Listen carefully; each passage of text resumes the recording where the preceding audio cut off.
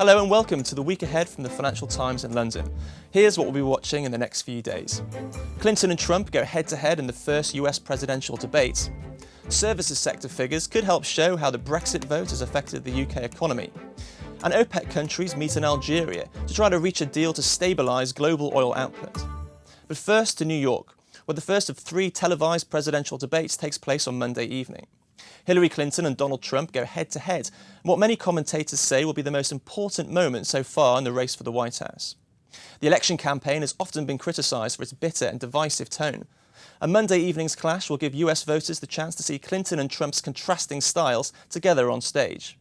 Our US policy correspondent Barney Jobson has more. There's Trump's straight-talking brashness and Clinton's careful calculation. One of the most important questions for the evening is going to be whether they stay true to character or try to break the mould.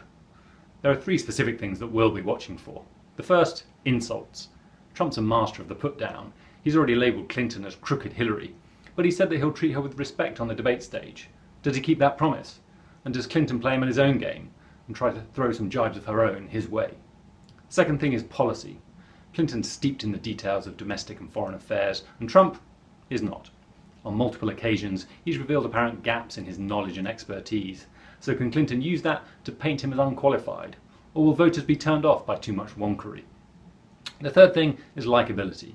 Clinton and Trump are the most unpopular pair of presidential candidates in US history. Can they turn that around?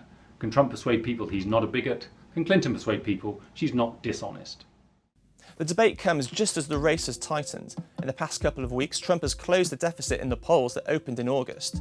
Clinton, suddenly vulnerable, is under pressure to deliver a strong performance, with history showing that a single bad debate can alter the trajectory of a US presidential race.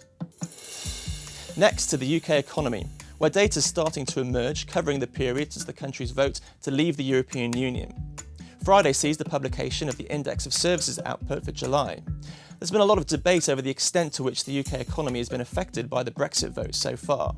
The first official output figures for the services sector, covering almost 80% of the UK economy, will be the most significant data yet published. Here's what our economics correspondent Gemma Tetlow had to say. Services make up about 4/5 of the UK economy, so this will be really important information about how the UK economy has fared post-Brexit. We know that the other sectors of the economy, manufacturing and construction, were weak in July, but that was sort of in line with the performance earlier in the year. But the services sector will really fill in a big part of the picture that we haven't yet had any detail on. We have some surveys, particularly the Purchasing Managers Index, which has indicated that there was a sharp contraction in July and then a rebound in August. But it's possible that that, in a sense, overreacted to the shock of the Brexit news. So it'll be very interesting to see whether the hard data show anything like that sort of contraction or whether actually the economy and the services sector continue to perform not quite as badly. So far, the sharp slowdown in UK economic activity that some commentators were predicting before the Brexit vote hasn't materialised. But we'll get an even clearer sense of how the referendum result has impacted Britain's economy in November, when the first official figures on business investment since the vote are published. And finally, to Algiers, where OPEC countries will meet this week. It'll be the culmination of months of shuttle diplomacy aimed at bringing OPEC and Russia together to try to tackle an enduring supply glut. If a deal can be reached, it could provide some much-needed support to prices, which have struggled to recover above $50 a barrel. But hopes of a lasting agreement aren't high, as our Deputy Commodities correspondent David Shepherd explains. It's still very up in the air. Frankly, these talks should go down to the wire. There's great disagreement between the biggest members within OPEC over what the best course of action is at this point and who, if anyone, is going to be willing to do the heavy lifting. The biggest members, Saudi, Iran and Iraq, do not agree on the best course at this point.